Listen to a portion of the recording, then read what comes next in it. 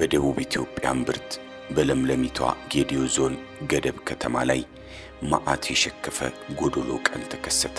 በአቢሲኒያ ባንክ ውስጥ በትጋቱ የሚታወቀው ወጣቱ ተመስገን ዳንኤል የጫቁላ ጊዜውን እያጣጣመ በደስታ አውድማ ላይ ይረማመድ ነበር።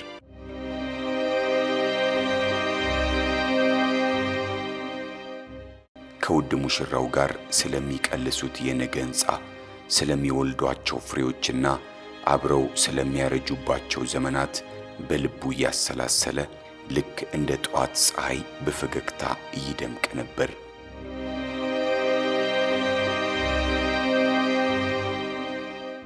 ሳቅ ካለ ስቅስቅ አለ እንዲሉ አበው ያቺ የደስታ ጽዋ በቅጽበት ወደ መራራ ሐሞት እንደምትቀየር ቅንጣት ያህል አልጠረጠረም።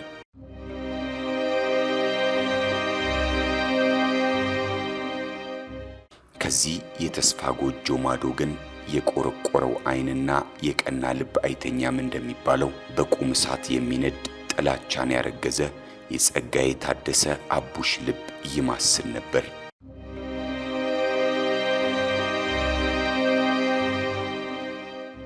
የቀድሞ ፍቅረኛዬን ቀምተህ ወስደህብኛል በሚል የእውር ቁጭትና በበቀል አባዜ አእምሮ የጨለመው አቡሽ የሰከነ ሕሊናውን ሽጦ በክፉ ስሜት ይናወጥ ጀመር። ፍቅርን በደም ደስታን በጭካኔ ለመለወጥ በጥላቻ የተሞላ መሳሪያውን አዘጋጀ።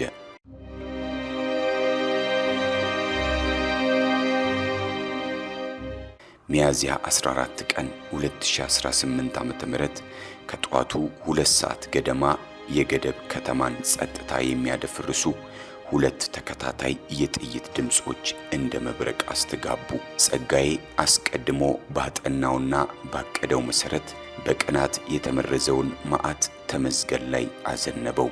መጀመሪያ በሁለት የጥይት እሳት የወጣቱን አካል አቆሰለው።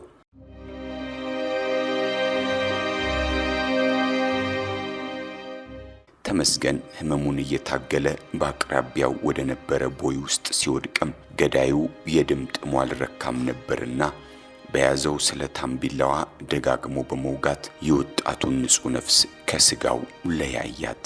የሙሽራው መርዶ እንደ ሰደድ እሳት ከተማዋን ሲያዳርሳት የሰማው ሁሉ በድንጋጤ ደረቱን ደቃ።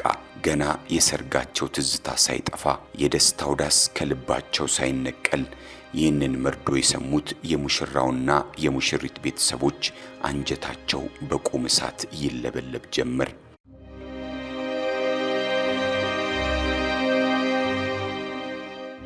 እናት ደረቷን እየመታች ያቀለጠችው የዋይታ እንባ ምድሩን አራሰው። የቤተሰቦቹ ሲሳይ ወደ እንባ የተቀየረበት ያ አሰቃቂ ትዕይንት ግን በፍትህ አደባባይ እፎይታን አገኘ። ወዲያውኑ የጌዲኦ ዞን ፖሊስና አቃቤ ሕግ በቁርጠኝነት ተነስተው ክፉ አድራጊውን ነፍሰ ገዳይ በሕግ መረብ አጠመዱት።